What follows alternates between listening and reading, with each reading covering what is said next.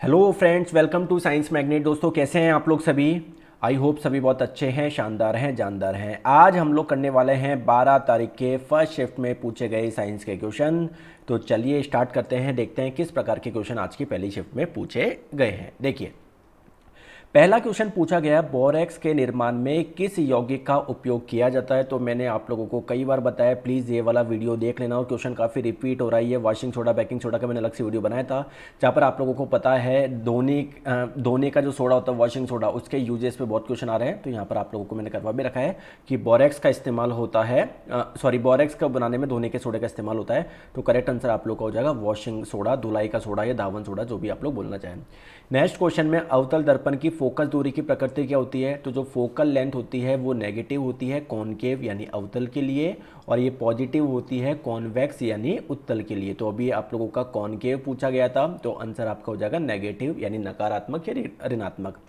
आप लोगों को क्वेश्चन में डायग्राम दिया हुआ था, आप लोगों से पूछा गया था कि इसमें जो बोमेन कैप्सूल है इसको आप लोगों को पहचानना था। अगर आप लोग ध्यान से देखोगे तो ये डायग्राम किसका है, नेफ्रॉन का है।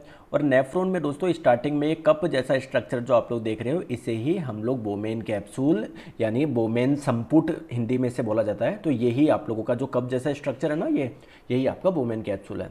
नेक्स्ट क्वेश्चन पूछा गया है, एचआईवी किस प्रक्रिया से नहीं फैलेगा। तो अगर कोई अनप्रोटेक्टेड सेक्स करता है तो ऑब्वियसली एक व्यक्ति से दूसरे व्यक्ति में फैल सकता है ना, ब्लड के ट्रांसफर से फैल सकता है, by shaking hand. Shaking hand है ना, हाथ मिलाने से नहीं फैलता है। तो correct answer option number B हो जाएगा। नेक्स्ट क्वेश्चन, इनमें से कौन सा सूत्र ऊष्मा का सही मान देता है। तो कोई भी वायर है ना, मान लेते हैं जिसका रजिस्टेंस R है, जिसमें जो करंट फ्लो हो रही है वो मान लेते हैं I है। तो इसमें क्या होती है, हीट डेवलप होती है। तो जो हीट डेवलप होता है उसका फॉर्मूला होता है I²R×T, जहाँ पर T क्या है, कितने समय के लिए फ्लो हो रही है। ऑप्शन नंबर ए इसका करेक्ट आंसर हो जाएगा। डैश और डैश के बीच की दूरी को फोकस दूरी कहा जाता है। तो फोकस दूरी या फोकल लेंथ किसे बोलेंगे। जैसे अगर हम लोग मिरर की केस की बात करें, कोई सा भी मिरर ले लीजिए, यहाँ पर मैंने बनाया कॉनकेव मिरर यानी अवतल दर्पण, जिसका मध्य बिंदु होता है पोल यानी ध्रुव, और ये यहाँ पर होता है इसका फोकस। तो फोकस और पोल के बीच की दूरी को ही आप लोग क्या बोलते हो, यहाँ पर आ जाएगा एक तरफ पोल यानी ध्रुव और यहाँ पर आ जाएगा फोकस। तो इसके बीच की दूरी को ही आप लोग बोलते हो फोकस दूरी। अगर ये लेंस में पूछा जाता है ना, जैसे शायद है ना इसमें बोला नहीं गया था लेंस है मिरर, तो अगर लेंस की बात करें, कोई सा भी लेंस ले लीजिए, जैसे कॉनकेव लेंस, अवतल लेंस मैंने लिया, इसका जो सेंटर होता है इसे आप लोग बोलते हो ऑप्टिकल सेंटर यानी प्रकाशीय केंद्र। तो इसके ऑप्टिकल सेंटर और फोकस के बीच की दूरी को क्या बोलेंगे, फोकस दूरी बोलेंगे या फोकल लंबाई बोलेंगे।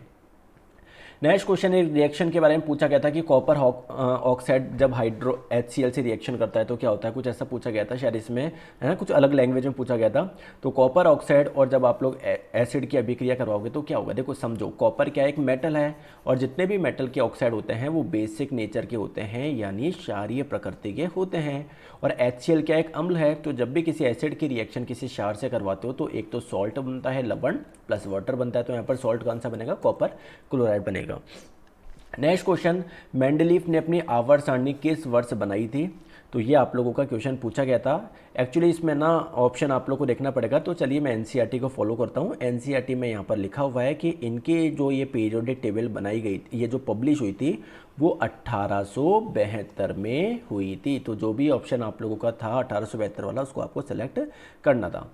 नेक्स्ट क्वेश्चन, समान लंबाई और समान सामग्री वाले दो तार, यदि पहले तार का क्रॉस सेक्शन क्षेत्र है, यदि पहले तार का क्रॉस सेक्शन क्षेत्र A है, इसको A आएगा, और दूसरे में 4A है, और पहले तार में अगर 0.4 ओम प्रतिरोध है तो दूसरे तार का प्रतिरोध आप लोगों को निकालना है।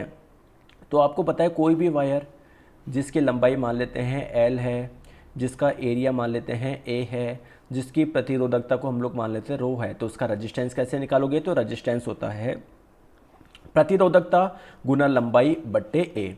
तो पहले प्रतिरोध कितना दिया था, 0.4 ओम दिया गया था। अब आपको बोला जा रहा है आप कोई दूसरा तार लिया जिसका क्रॉस सेक्शन एरिया 4A है ना, 4A है। लंबाई के बारे में आपको कुछ भी नहीं बोला जा रहा है, इसका मतलब लंबाई उतनी है जितनी पहले थी। तो पहले L थी, इसको भी L मान लो। दोस्तों सामग्री भी क्या दिया हुआ है, समान सामग्री यानी समान पदार्थ आपको दिया हुआ है। तो पहले प्रतिरोधकता रो थी तो अब भी प्रतिरोधकता रो ही होगी।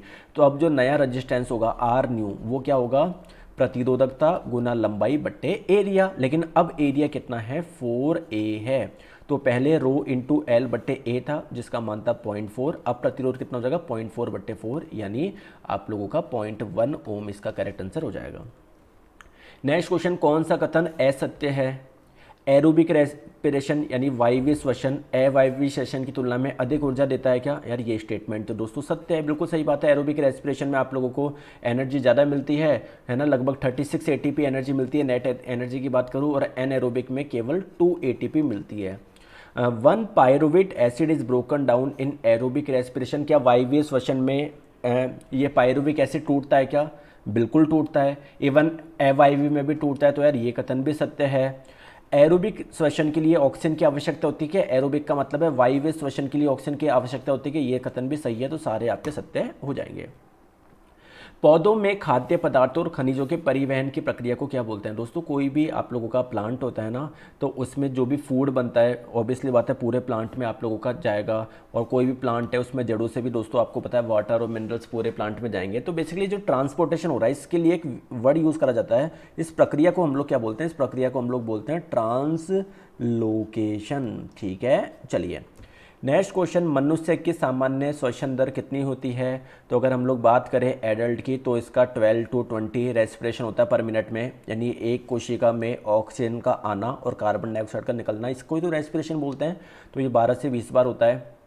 अगर हम लोग बात करें एडल्ट में, न्यूबॉर्न बेबी में ज़्यादा होता है, इन्फेंट में 20 से 40 होता है, चिल्ड्रन की बात करें 18 से 30 होता है। तो ये कुछ डाटा है। निम्नलिखित में से कौन सा कथन सही है? चुंबक के बाहर चुंबकीय क्षेत्र रेखा एक दूसरे को काटती है, कभी भी चुंबकीय क्षेत्र रेखा एक दूसरे को नहीं काटती है, तो ऑप्शन नंबर ए आपका गलत हो जाएगा।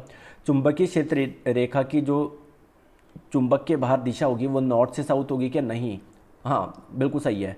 देखो जैसे मैग्नेट है, ये नॉर्थ पोल ये साउथ पोल, तो नॉर्थ पोल से मैग्नेटिक फील्ड लाइंस निकलती है जो कि कहाँ पर जाती है? साउथ पोल की ओर जाती है बाहर की, और यही दिशा होती है कि बिल्कुल। चुंबकीय क्षेत्र रेखा की चुंबक के बाहर दिशा साउथ से नॉर्थ होती है कि नहीं? बाहर जो दिशा होती है नॉर्थ से साउथ होती है, तो ये आप लोगों का ऑप्शन नंबर बी सही हो जाएगा। ठीक है, चलो नेक्स्ट हम लोग बात करते हैं कौन सी धातु मॉन्ड कार्बोनिल विधि द्वारा शुद्ध करी जाती है? तो इसका आंसर हो जाएगा निकल। आइए मैं पूरा का पूरा प्रोसेस आपको समझाता हूँ। जैसे मान लीजिए दोस्तों जो निकल मिला आप लोगों को वो कैसा था? जो निकल मिला वो इम्प्योर था, तो इसको क्या करते हैं, कार्बन मोनोऑक्साइड की उपस्थिति में इसको बहुत ज़्यादा गर्म किया जाता है, जिससे आप लोगों का NiCO4 बन जाता है। फिर इसको जब आप लोग और गर्म करोगे ना तो इससे कार्बन मोनोऑक्साइड वापस आपका अलग हो जाएगा, तो जो आप लोग का निकल बचेगा वो क्या बचेगा? प्योर बचेगा। तो मॉन्ड कार्बोनिल प्रोसेस से निकल का आप लोग प्योरीफिकेशन करते हो। दोस्तों एक क्वेश्चन आप लोगों से पूछा गया था, आप लोगों को 4 डायग्राम दिए गए थे कि इनमें से कौन सा चीनी मिट्टी से बनाया गया है। तो सिंपल सा क्वेश्चन हो गया, जैसे यहाँ पर आप लोग देख रहे हो बर्तन जो है वो चीनी मिट्टी से बने हुए हैं, ये तो लोहे कोई मेटल की रॉड आप लोगों को नज़र आ रही है ना। तो ऐसे 4 डायग्राम आपको दिए गए थे।